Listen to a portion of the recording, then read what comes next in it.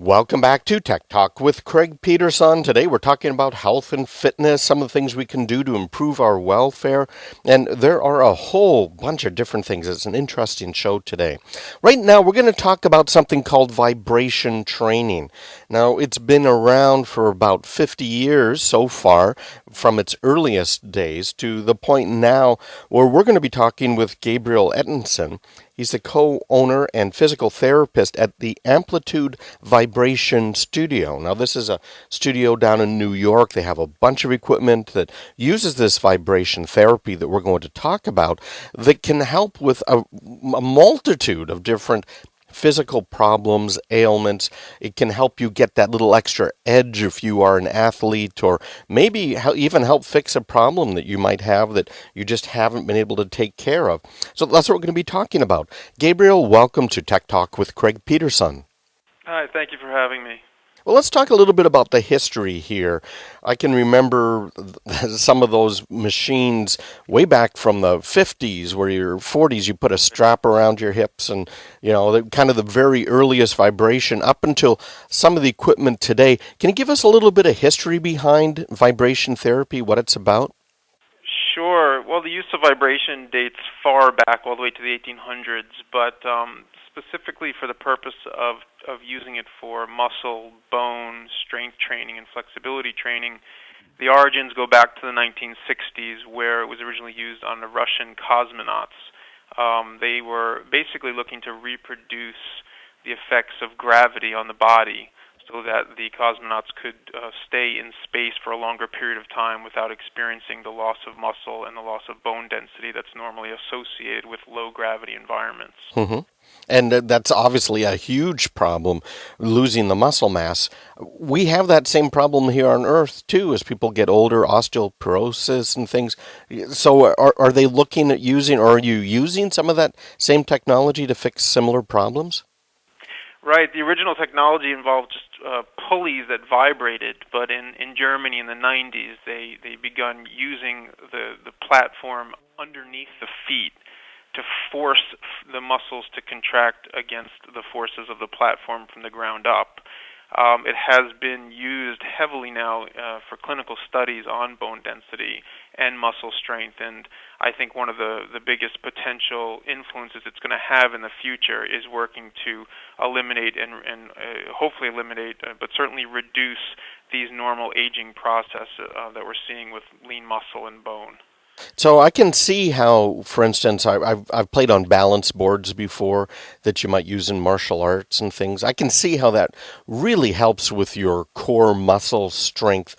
With these vibrating machines, what's actually happening, and how is that helping the bones?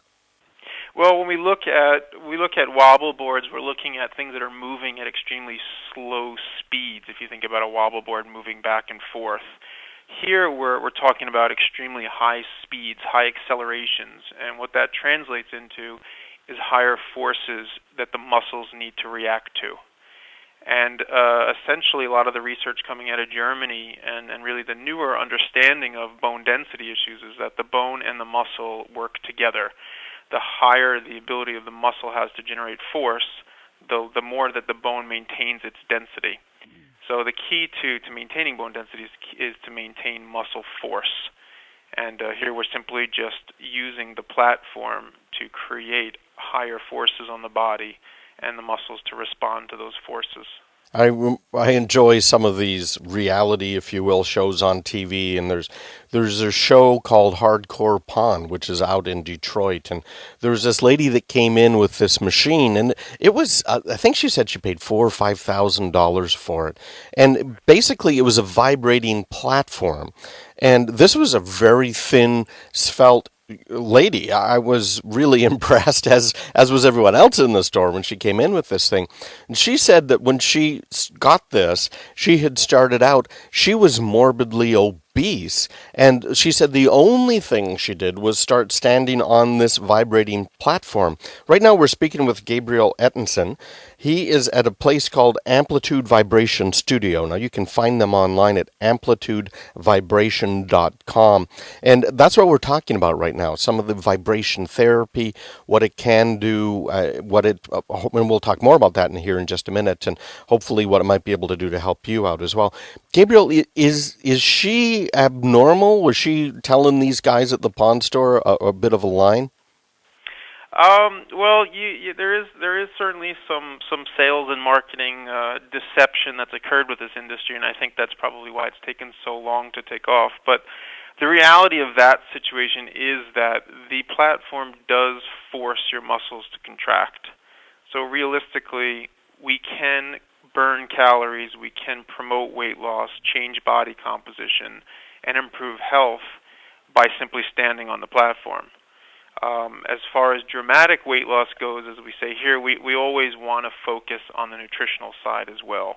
Hmm. When you combine the two, you can achieve these effects. But I think that the fundamental thing to gain from that situation is that we are really talking about a machine that can make your muscles contract by simply standing on it. Very neat. As it sounds. Yeah, it is neat. I've played a little bit with a couple of them because I've seen some low end stuff before that I've played with in various stores. Now, let's talk about some of the other things. We've talked a little bit about weight loss here potentially. We've talked a little bit about some of the bone density that can be improved. I know there's some studies that show that. What other types of things are you using vibration for down there to help people? Right. Well, we use it as a physical therapist. I've used quite a bit of it to treat patients, so it's very effective at improving flexibility, which is a primary source of dysfunction when people are experiencing any kind of musculoskeletal pain. We've also used it to treat pain, to treat low back pain specifically, which again has been studied and shown in clinical studies to be effective. We work on balance training, as you mentioned earlier, and also for people that are having circulatory problems, as the vibration and the muscle contraction is very helpful for promoting circulation to the legs and to the arms. I just would add that what I think is the biggest potential benefit and something that is being studied heavily now is that because it's using the nervous system to contract the muscles, it may be a very effective option for treating the growing problem of multiple sclerosis, Parkinson's disease, and other neurological diseases. And we've recently begun working with a lot of individuals here with multiple sclerosis